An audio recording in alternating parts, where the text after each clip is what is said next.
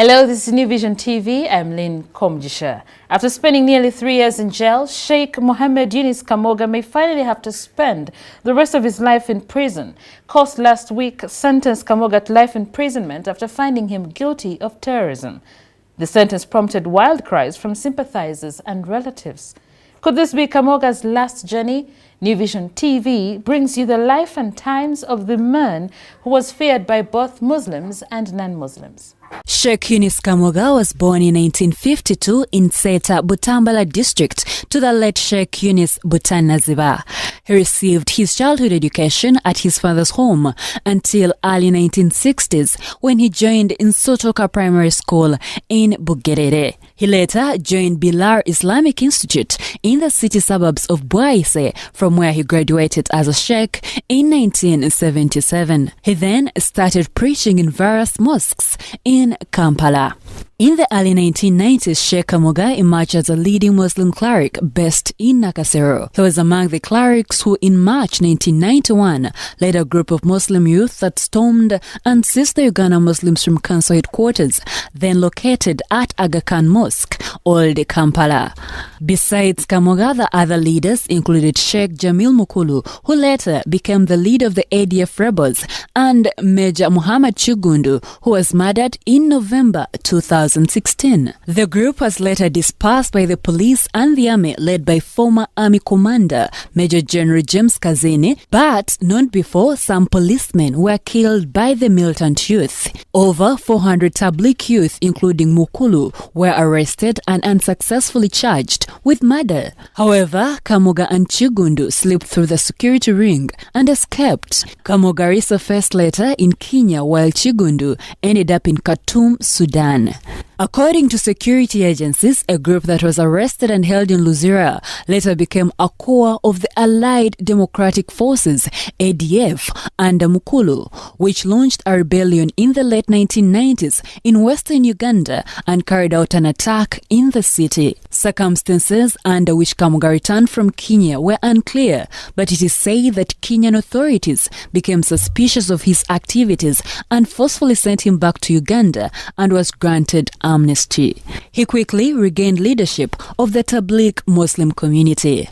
The founder leader of Tablighs in Uganda, Kamoga assumed office in 2009 when the then leader, late Sheikh Hakim Sechimpi, was elected first deputy Supreme Mufti. However, his rise to the top leadership was not rosy, according to the evidence induced in court. His opponents accused him of being ruthless when dealing with people he regarded as his enemies of Islam. In January 2015, Kamoga was arrested, a day after several Muslim clerics allied to his sect were charged at Nakawa Court in connection with the murder of top Muslim leaders, Sheikh Abdul Muwaya, the former Shia sect leader in Uganda, and Sheikh Mustafa Bahiga, the Kampala district Amel for the Tablighs. It was until August the 22nd, 2017, when Sheikh Kamoga, his brother Muta Budebu Kenya, plus other Muslims were convicted on terrorism charges to spend the rest of their lives in jail. In sports news, the motocross team put a spirited fight to finish 5th out of 8 nations in the FIM Africa Nations Motocross Championship in Botswana that ended on the 27th of August 2017. The performance was encouraging and was a learning point for Uganda in both organization and preparations of the athletes, according to Acting Deputy Vice President in charge of motocross Patrick Van P. In the MX Light 85cc, Stav Orlando and Fortune Sentamu finished 10th and 11th overall with 26 and 20 points respectively. In the MX65, Alon Oland, Milton Obote Akena collected 15 and 7 points respectively, while Gift Sebuguzi managed 20 points in the MX50cc category. In the veterans category, Asaf Nathan and Barack Holland managed to collect 33 and 23 points respectively, while Peter Pelser had 23 points in the masters class. In the MX1 team, Captain Maxim Van P sprained his ankle and didn't get to race, but his brother Oliver Van P came 11th, overall grabbing 16 points. for Team Uganda. Aviva Land in higher class for the first time and a new bike for the first time fetched 26 points for Team Uganda in the M125cc class for Uganda to finish 5th overall.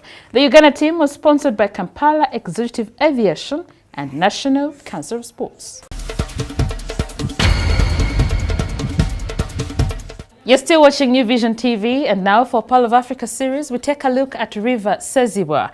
This relatively small river is found in the southern central part of Uganda, particularly Buyikwe district. In a drive of about 14 minutes from Kampala, one can get to this river. Its waterfall, known as Sezibwa Falls, has various activities one can engage in, and some of them include camping, bird watching, rock climbing, and more so, swimming. Let's take a look. Just like some of the rivers in Uganda, River Sezibwa also starts from the wetlands of Lake Victoria.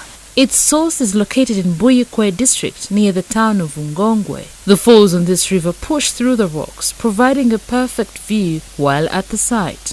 On one side of the falls and river is a small rainforest that is habitat to animals such as monkeys and birds, while on the other side is a beautifully mowed ground with fig trees, and on the fringes are thickets of bamboo trees, shrubs and bushes. The activities that take place at this waterfall include cultural walks provided by the guides, bird watching, rock climbing, and extremely exciting camping experiences.